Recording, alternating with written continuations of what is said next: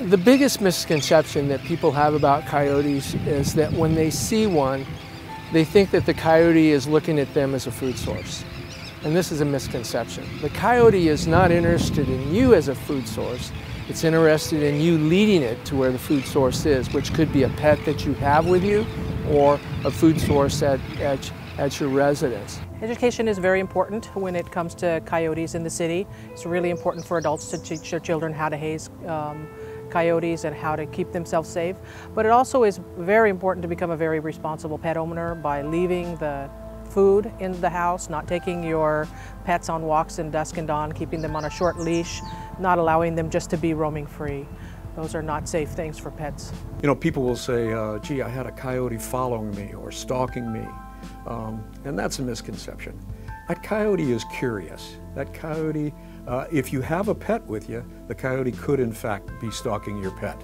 He's not stalking you. There are more pets that are being taken, obviously. And one of the reasons is that pets are a natural prey item for coyotes. And when the coyote sees the pets, they actually are looking for them as a food source. You don't want to leave your children unattended, and you sure don't want to leave your pet unattended, because if you do, basically what you're doing is putting that pet in the food chain. And that you don't want to do, ever. You want to protect your pets like you do your kids. And that's be always there for them, be watching them, supervising them, and just understand that there are coyotes in the area, and that just requires being smart. A warning tonight for people living in and around Torrance. A dog owner reached out to us about a coyote problem in her neighborhood, and Eyewitness News is listening. Our Leo Stallworth talks with the woman about this story. Her pet 2-year-old Coyote, a Chihuahua mix, bandaged, still bruised, but healing because this attack happened nearly 2 weeks ago. Residents are making calls and stating that they are seeing an abundance of coyotes in the early morning hours. We have a 6-foot-tall wall surrounding our backyard, and all of our gates are locked, and we had no idea that they could jump a gate or a fence that high and actually get this close to an area where people are this concentrated and attack an animal. If they become used to a place to get food, especially human food, then they become they don't become more aggressive, they become more dependent. And if they're dependent on food and there's none available, then they may start becoming aggressive. If you see a coyote approaching you, what you want to do is you want to haze that coyote. And what I mean by that is we want to change that coyote's behavior, and we want to make that coyote afraid of us again. We're not going to hurt the coyote in any way, shape, or form, but we want to haze him. Now, how do you do it? Well, the first thing you do is you stand up as big and tall as you can, raise your arms up and over your head, and scream, make as much noise as you possibly can. Any movement towards a coyote in sound, size, anything will encourage them to leave. We usually just walk straight at it and start talking really loudly, and they'll take off. What's key in hazing is that you follow it through. And that's where training takes place in wildlife watch programs, and you work together as a team in your community to be able to move that coyote out. If you're carrying some items with you when you're on your walk with your pet, or even by yourself, if you're carrying a walking stick, whatever, pound the ground with it. Pound the ground with it. Move toward the coyote. Now what's going to happen is when you first start that hazing process, the coyote is going to move off 10, 12 feet. He's going to stop, turn around, look at you, and see if there's anything else coming. And so you've got to haze again. And you haze him again and you move toward him. 2 or 3 feet, 2 or 3 steps toward him, you move toward him aggressively. The key to hazing is be aggressive. Coyotes are looking for food, water, shelter, and space. And when those points are met, they are going to adapt to their surroundings, and they're going to survive. We never want to feed any animals outside in the backyard if we can possibly prevent that. And the reason is because the excess food, if the animal doesn't eat it, the rodents are going to come in and get that food, and guess who eats the rodents? The coyotes do. That keeps the coyote in the area. We know from a lot of research the coyote doesn't move more than a half a mile from its last meal. So basically, if they're eating well, they're going to stay in the area. Coyotes are very smart, and particularly on trash day, they've figured out that we have trash that we put out, especially unattended trash or anything that's spilling out. Coyotes are, well, free food. Why not go down the street and look for it?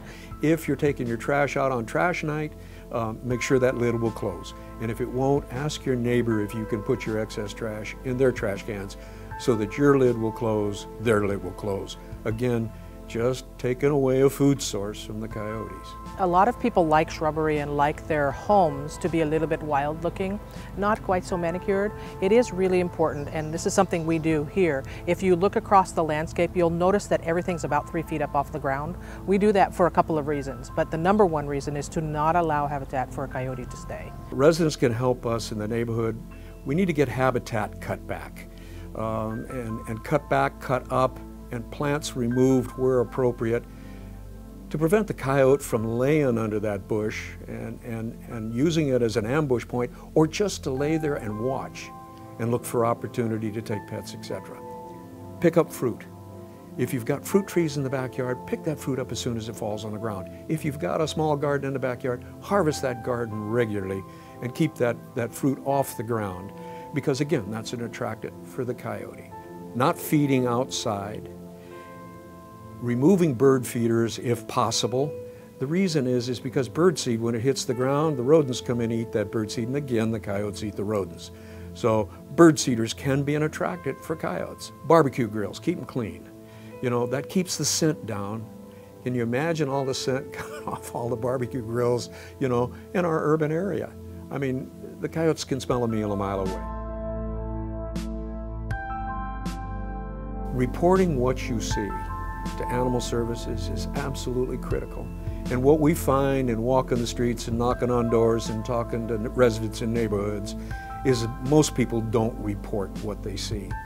And the truth is, our local government agencies, specifically animal services, the police department, us, Fish and Wildlife, if we don't know about something, we sure can't fix it, and we sure can't work on it. The City of Torrance has taken a proactive role in informing and educating the public on how to coexist with coyotes in the City of Torrance. Deployed our bike patrol to targeted areas where there's been an increased activity in coyote sightings and incidents. Our bicycle patrol officers are in the area, they're meeting with the public and informing them of the problems and teaching them how to react if they do encounter a coyote. And then we've also had door hangers hung on all the doors in the City of Torrance. The door hangers consist of a coyote brochure which has information on how to coexist with coyotes and how to make your residents less attractive and draw coyotes to them. One of the most important things about coyotes is to realize that they're not going anywhere. While habituated ones will need to be dealt with, absolutely, they're still not going to go anywhere. They have been a part of the California landscape forever. It's the most important thing that you can do, not for safety, but for yourself, is to understand about them and learn about them so that you know where they are, what they do, and realize that they're not dangerous. They're actually beneficial to the environment. Education reduces fear, and it puts us in situations where there are going to be fewer and less and hopefully no pet loss. So it's important to be examples like the City of Torrance is, adopting programs right now where they're working with their community members to find solutions, and it's through education. The key in all of this is education and communication. And when they communicate to their cities the challenges that they're having and express their heartache in losing pets, we need to know that so that we can respond appropriately as an agency to keep our communities safe and get the science-based education out there to reduce or eliminate urban wildlife conflict.